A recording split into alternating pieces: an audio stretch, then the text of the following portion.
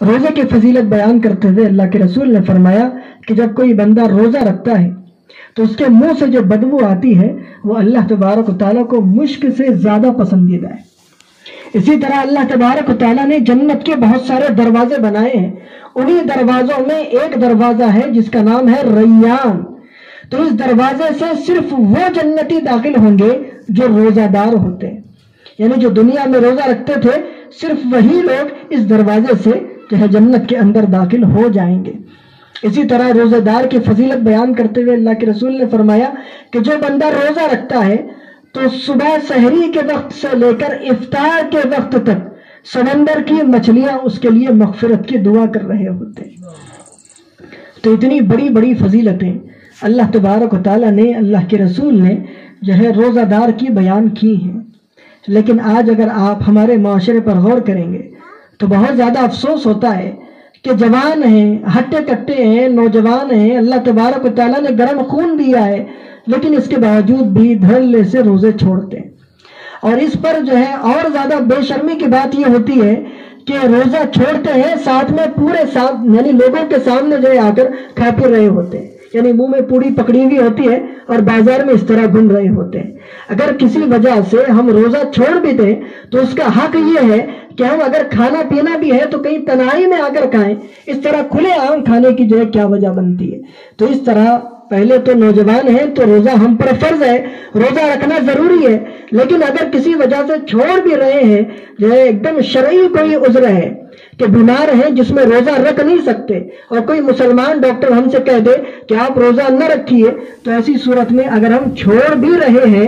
تو اس کا حق یہ بنتا ہے کہ ہم اگر کھا رہے ہیں تو کسی تنہائی میں آ کر اکیلے میں آ کر کھائیں۔ لیکن ہوتا یہ ہے کہ سامنے کھلے بازار میں آ کر جو ہے لوگ کھانے لگ جاتے ہیں۔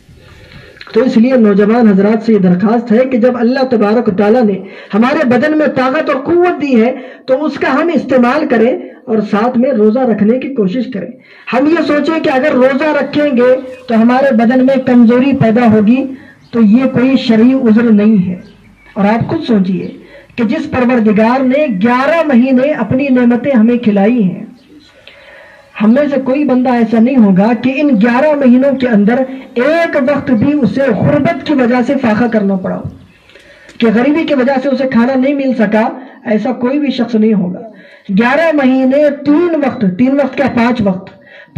اللہ تبارک و تعالیٰ ہمیں مستقل کھلاتا رہا پلاتا رہا، لیکن اب صرف ایک مہینہ آیا ہے، اس میں اللہ تبارک و تعالیٰ ہمیں کھانا پینا چھوڑنے کے لیے نہیں کہہ رہا، بلکہ کھانے پینے کی ترتیب کو بدلنے کے لیے کہہ رہا ہے کہ کھانا 3 ہی وقت میں ہے، لیکن اس کے اوقات ہمیں صرف بدلنے ہیں۔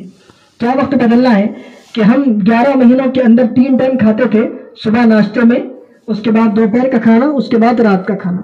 رمضان کے مہینے میں بھی 3 ہی اوقات میں کھانا ہے، لیکن تھوڑی سی ٹائمنگ چینج کرنا ہے کہ صبح کا کھانا ناشتہ کرتے تھے تو تھوڑا سا پہلے کرنا ہے، یعنی سحری کے وقت میں کرنا ہے۔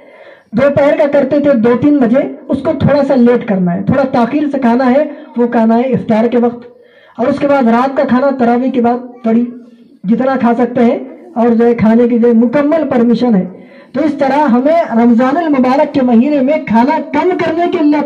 لیے اللہ تبارک و تعالیٰ نہیں کہتا، بلکہ صرف کھانے کے اوقات بدلنے کے لیے کہتا ہے۔ تو اب جو پروردگار 11 مہینے ہمیں کھلاتا رہا، اب 1 مہینے کے لیے وہ صرف ہم سے یہ کہہ رہا ہے کہ کھانے کے اوقات بدل لو، کھانے کی ٹائمنگ چینج کر لو، لیکن اس کے باوجود اگر ہم اپنی منمانی کرتے رہیں اور اس کے حکم پر عمل نہ کریں تو ہم سے زیادہ نمک حرام کون ہوگا؟